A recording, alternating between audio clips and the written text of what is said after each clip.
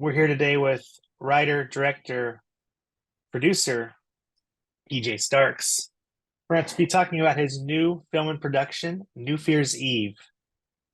So we're going to go ahead and get started with the plot. So what's this story about? What's this film about?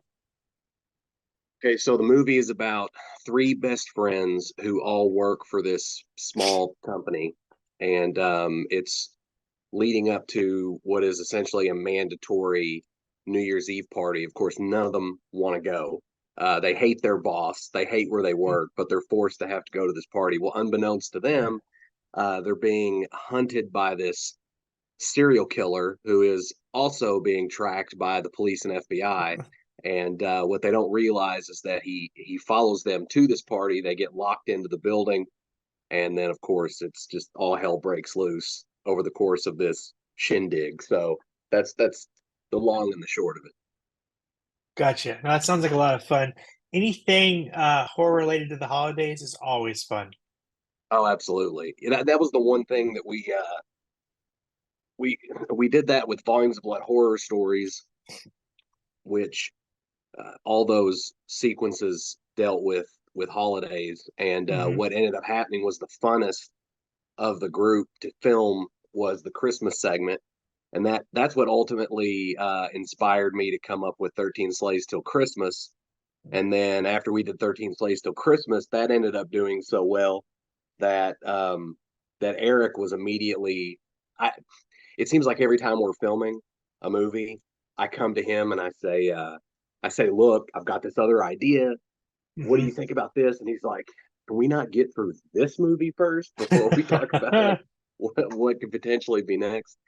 And so I did that with New Fear's Eve. So while we're filming 13 Slaves, I come to him and I say, hey, I've got this idea for another movie. It's called New Fear's Eve. He goes, shelve it. Let's get through this. And then when 13 Slaves Till Christmas did pretty good, he came to me and said, so what about that idea that you had for a New Year's Eve? So it just felt like a natural transition to go from Christmas to New Year's Eve. So that's how that ended up coming to pass. That's just the creative mind working always one step ahead. Yeah, and that's kind of the cool thing too about doing holiday themed genre projects is that they're kind of the gift that keeps on giving. Whenever you do something that does revolve around a holiday and then put it out into the world, almost always it becomes very cyclical. So every year it'll pop up in some form of fashion, whether it hits like a 10 best of list or uh, becomes a part of someone's regular rotation. So they post about it on social media. And I Yeah. think that's kind of one of the exciting things about making a movie that revolves around a holiday. And that's something I'm kind of excited about to see what happens with New Year's Eve. Yeah, I'll be curious to see because there's so many lists, the top five list, the top 10 list, the top Right. 20 list you should watch, this holiday season. So, and I'm sure it'll be on there. Most Fingers definitely. I crossed. mean, yeah. Hopefully. And as far as your casting, do you have a casting update for us? I mean, has the film, like the latest updates, the film been completely shot or are you still shooting the film? We're right now we're in post production. Okay. So actually last night Eric and I just sat down and watched the film from beginning to end, with all the visual effects shots put into it and the score that was done by Frank Dormani, which he, no pun intended, killed it. He did an insanely phenomenal job. And so last night was our first opportunity to really sit down and watch the movie from start to finish with the score underneath of it. And yeah, so uh, hopefully by this time next week we'll be shipping it off to a color grader Okay. and a company that does sound design. They're both out in LA, I believe, and so we'll be sending the movie to them. And then at that point, we're kind of at their mercy. And in the meantime, we'll start working on other things, the perks for the campaign, the Hmm. getting things ready for the Blu-ray, working on special features for that, things of that nature. In a perfect scenario, when do you want it to be released? Do you want to wait until December of 2024 or do you rather have it come out earlier? I mean, there's going to be the anticipation of wanting people to see it on a larger scale. Yeah, We are going to hit the festival circuit. That is the plan. Um, fun. but I think with it being a holiday based movie, I, it would it would be in its favor to come out next year in like November or December. Because Okay. the problem we ran into is due to the pandemic, 13 Slays Till Christmas wasn't able to come out in December like we had planned originally. And it got pushed back, so it came out in March. And the unfortunate side of that is we found out very quickly that a lot of people just don't really care about a Christmas movie in March. So while it still did well over a period of Hmm. time, the initial hit didn't resonate as much because a lot. I feel like most people don't want to watch holiday thing. I'll watch holiday themed movies all year. I Yeah. watch Halloween, Black Christmas. You know, I'm pretty sure Thanksgiving will be one that I watch pretty much year round. So a lot of, but I think majority of people don't do that. They want to watch a very holiday specific film around said holiday. So, so with this, I think it would just behoove whoever ends up getting the project to put it out around the holiday that it revolves. No, and that does make sense. And you know, 13 Slaves of Christmas, I'm sure it's picked up a lot this holiday season.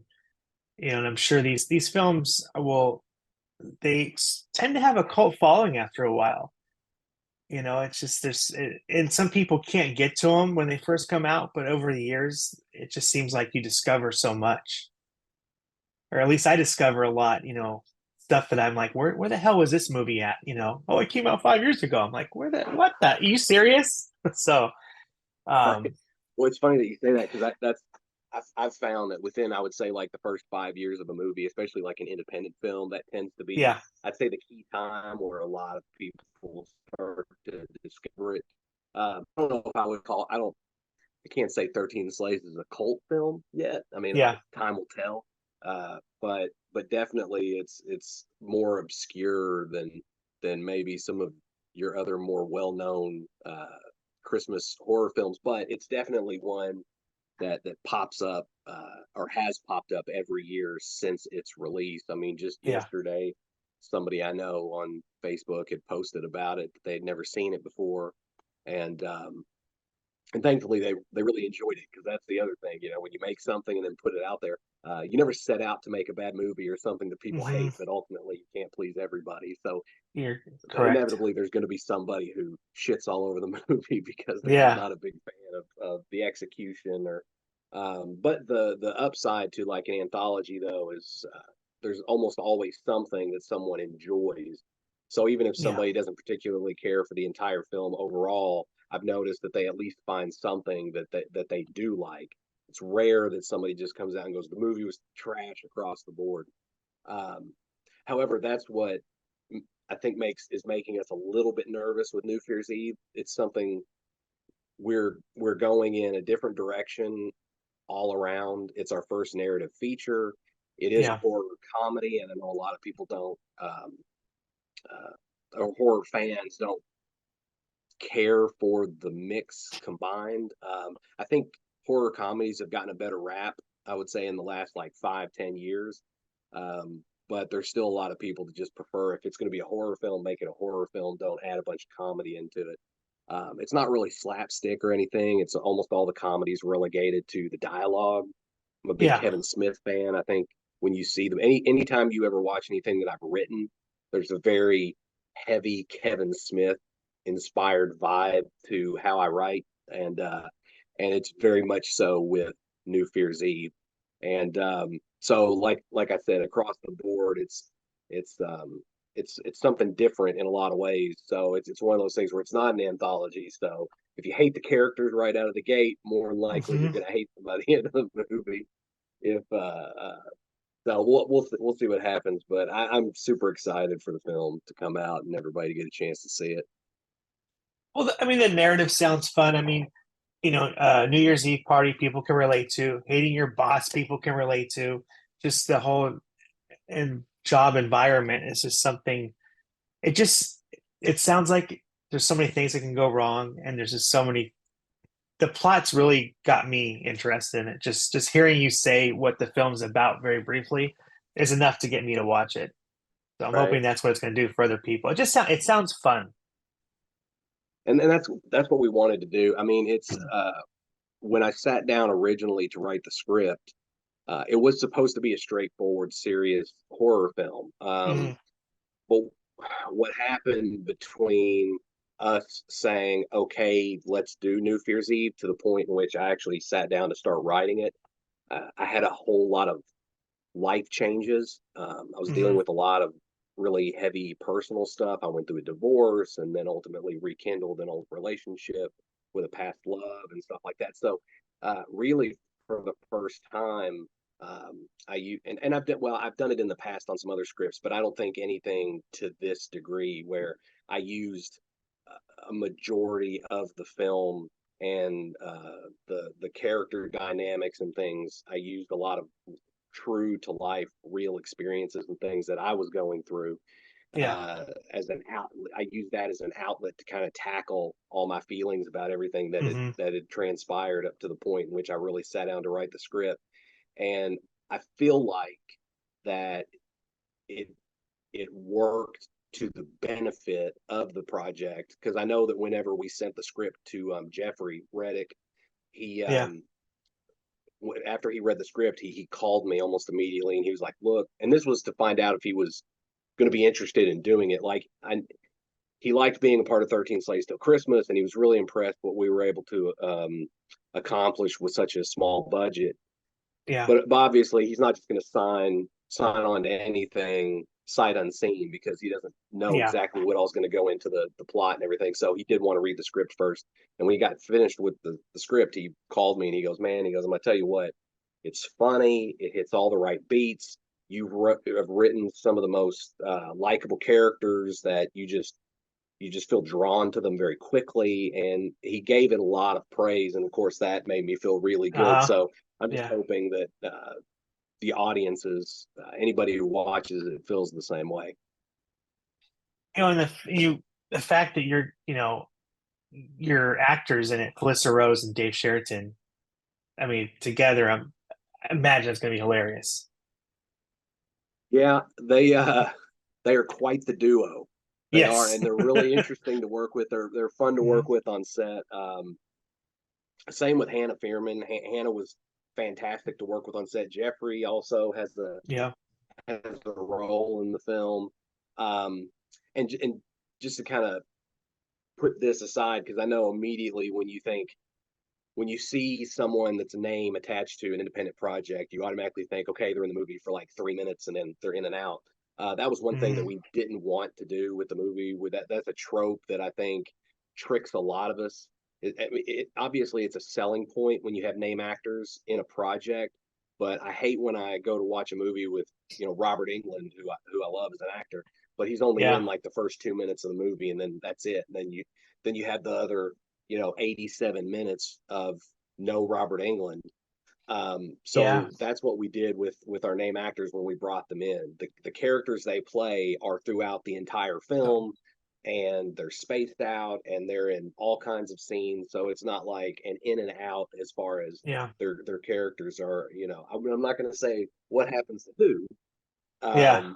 There is a lot of blood and gore in the movie, but it's definitely a situation where if you're a fan of Felissa, you're going to get enough. I think enough of Felissa that's going to make you feel happy about it when you're done. Same with Dave or Hannah or anybody else that's somebody that you're looking forward to seeing in the film.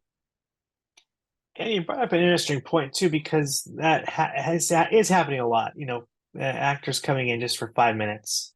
You know, and then they'll even go to the point where on the cover of the Blu-ray, they'll have said actor, and they'll have their name Right. above it, and you're like, are they going to be in there for 5 minutes? Or are they being in the whole film? So it's kind Yeah. of, yeah. I mean, it's great to see these people, but as a fan, you want to see them, like you said, the entire duration of the Right. film, or at least for the most part. We're not feeling like you're cheated. So Yeah, we wanted that's good. everybody to feel pretty satisfied with because that's one thing I like when I watch a movie and I'm looking forward to seeing. character actor, someone that I enjoy in a movie, Hmm. and then I'm pleasantly surprised by the fact that they have a pretty decent amount of screen time, and that's what we tried to do with. As a matter of fact, when we brought Hannah in, I actually wrote an additional scene for her just to get her in the movie even more. So, um, yeah, it's I don't know, it's a fun movie. It's lots of blood, it's lots of gore. But it doesn't feel like that's the weird thing about the movie. And that, of course, I edited, so I've seen it to the point where I'm almost sick of the movie already. Yeah. Um, but but we have somewhere around 40 kills in the movie, and Eric and I both. Eric Huskisson, he's my producing partner. He also co-directed the movie with me. He so when we were finished watching the movie, that was the one thing that jumped out at us, is that even though there's so many kills in the movie, and we're big proponents of practical effects, so it's all practical blood and gore. Almost Nice. everything is entirely on screen, and I would say a majority of the kills, aside from two kill sequences, everyone has their own unique way of being dispatched. Because I didn't want to. I'm a big gore hound. I love inventive, creative ways of killing people. So I hate it whenever it's like Ghost Ship has a huge body count, but the way they get away with that is because you get like 60 people cut in half at the beginning of the Right at movie, the which beginning. Yeah. is also arguably the best part of the movie. But Yeah.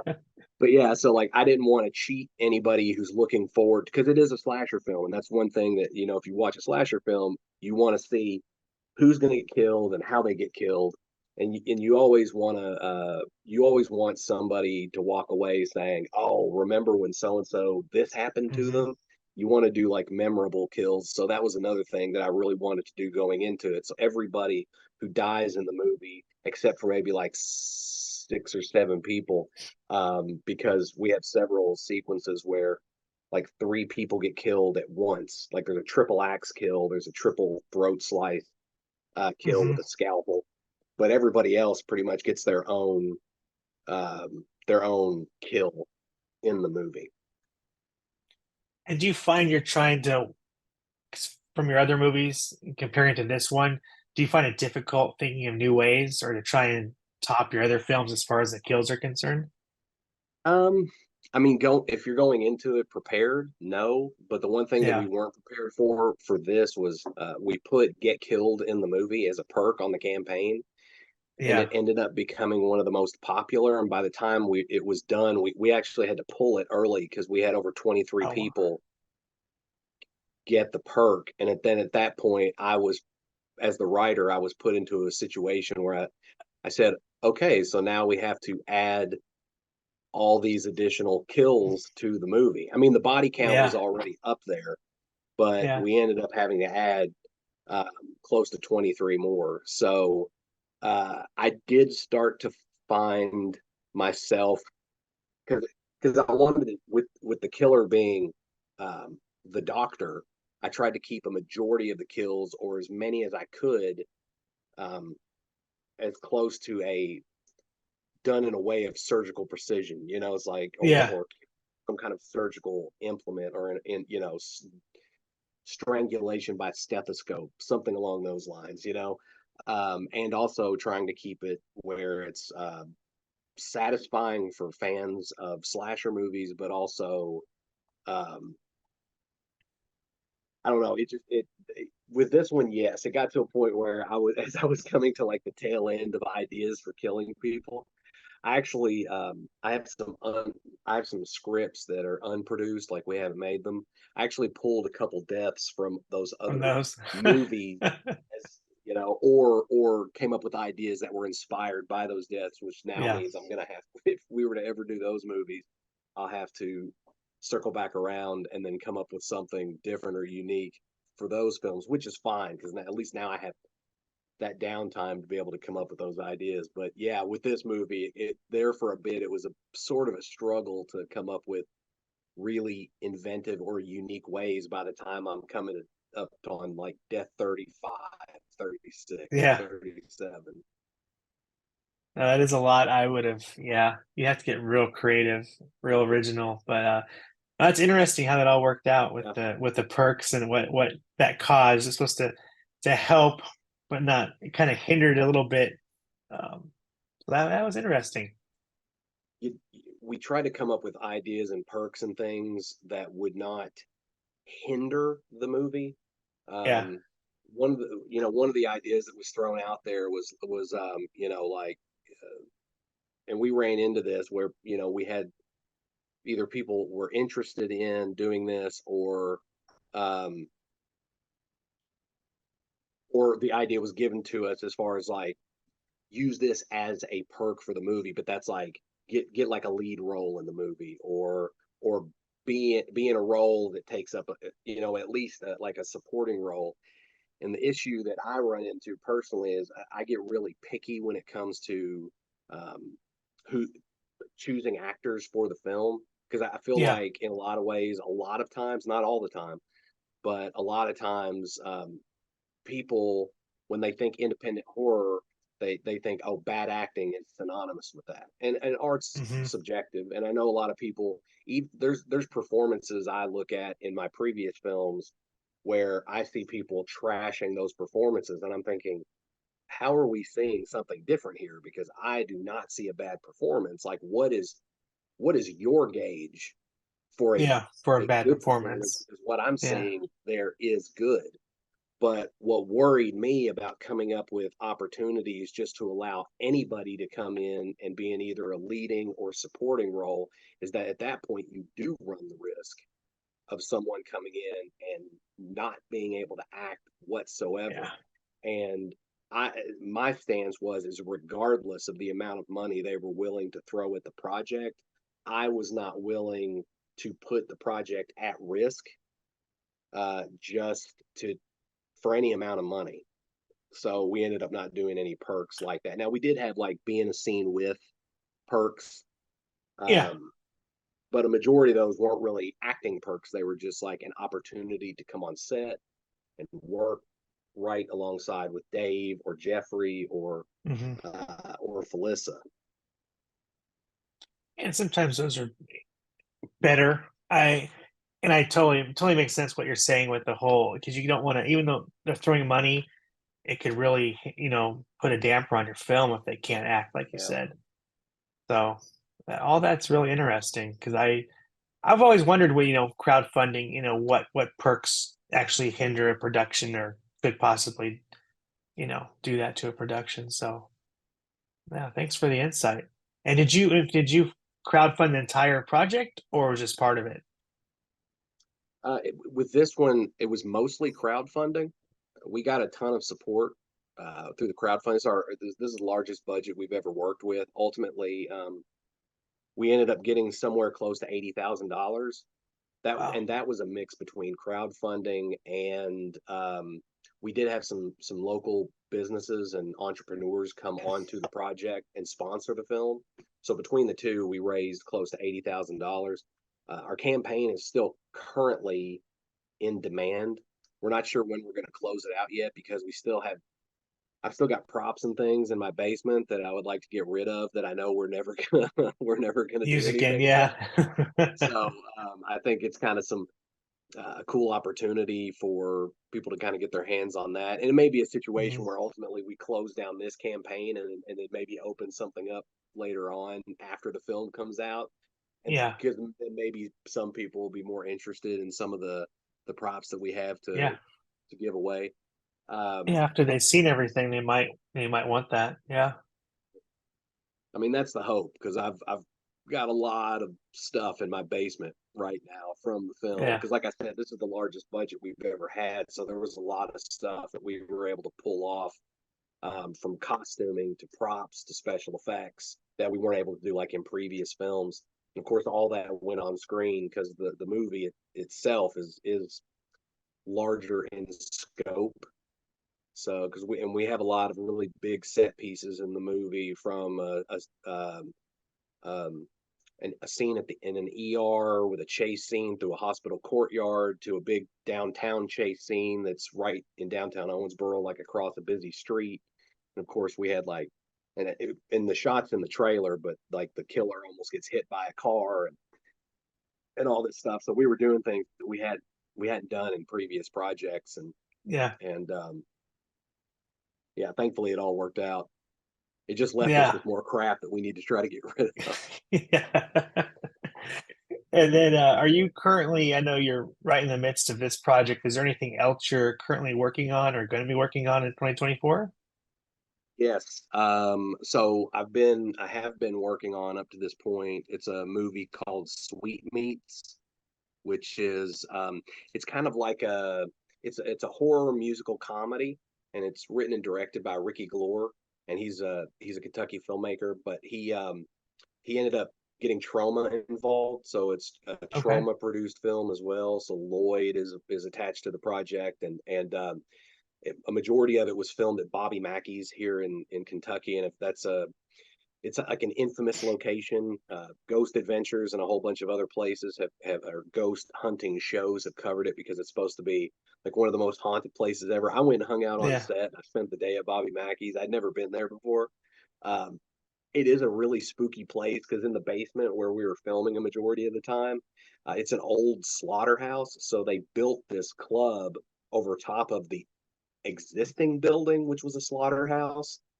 And so that's what the basement has become. So there's all these original facades and walls and things from the slaughterhouse location that was there. And there's supposed to be they call it the portal to hell, which it was really just a hole in the ground. Yeah. Unfortunately, nothing scary or spooky happened while I was there, but it is a really cool location to film, and it is a funny movie, and it's really clever, and it's kind of a throwback to like Motel Hell or Texas Chainsaw Yeah. Massacre, and it's Yeah. in line with those kinds of films. And then the other film that I just recently signed on to is called The Boy from Below, which is written and directed, co-written and directed by Tori Jones. He's another Kentucky filmmaker, and this is kind of his retelling of another film he had done. Well, I believe it was his first film. It was also a slasher movie called The Wicked One. So Okay. this one is a lot in line with that, but he's going in a different direction with it. So it in a way it's a reboot and a remake, but it's not going to be the same movie at all. So we're in Yeah. right now we're in pre-production on that one, and he just recently Felissa got announced, so she's in the movie. Dee Wallace got signed on to the project, so now which I'm really excited about that. I mean, that's she. I've heard amazing things. Mm. I've never met her, but I've heard amazing things about her, so that'll be really cool. Cheney Morrow got announced. Richie Ramone from the Ramones just got announced. So Wow. he's really stacking the cast.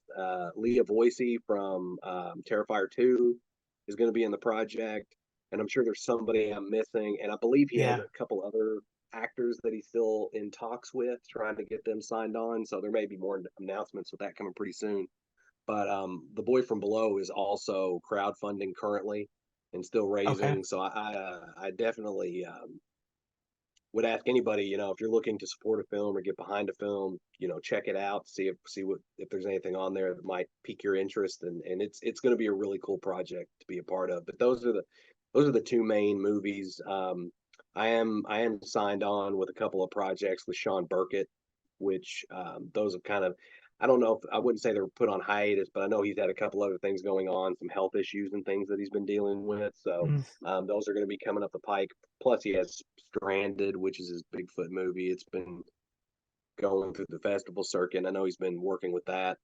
Um, and that's, I got a couple other things that I'm attached to through some producing through like crowdfunding capacity, but I don't have a whole lot Yeah. of uh, connection outside of that other than just kind of helping financially through crowdfunding. But these other projects, I'm a little more hands on and involved with. But yeah, definitely, if you get a chance to look it up, Sweet Meats, The Boy from Yeah. Below, and then of course New Fear's Eve, which is the one that we're in post production on now. That sounds like you're going to keep busy. A little bit, a little Yeah. bit. I'm very ADHD, and I have a hard time not staying busy. I figure, I'll uh, trying to leave some kind of legacy behind. Yeah. People say, well, your kids are your legacy, and things aren't working out great with them. So I figure I'll just, try movies and see what goes in that Yeah. direction. See what happens. Yeah. I'm That's kidding. good. I love my kids. That was Yeah. No, that's not that is that's a good legacy to leave behind. Both the kids and the film right. projects. Right. I'm just I have a huge movie collection, and they're not as big of movie nerds as I am. So I am kind Yeah. of concerned as to who I'm going to leave my movies to when I do die, um, Yeah. because they have asked for the movies, but I think one of them just has the idea that if he can get his hands on the movies, it's like Tell them. sell Hmm. them, right? The other one is a little Connor, who's my 12-year-old, has become the horror fan, so Yeah. he's always going through my movies, and within the last couple of years, I've been allowing him to watch movies that I normally wouldn't. A lot of it did have to do with the divorce, like out of respect for his mom at the time. There were certain movies she didn't really want him watching, but that's the great thing about divorce is that there's certain things that I no longer have to respect Hmm. now that That's we're one no of longer them. together. And plus, I mean, I don't think any of these films are hurting him. So Yeah. he's good.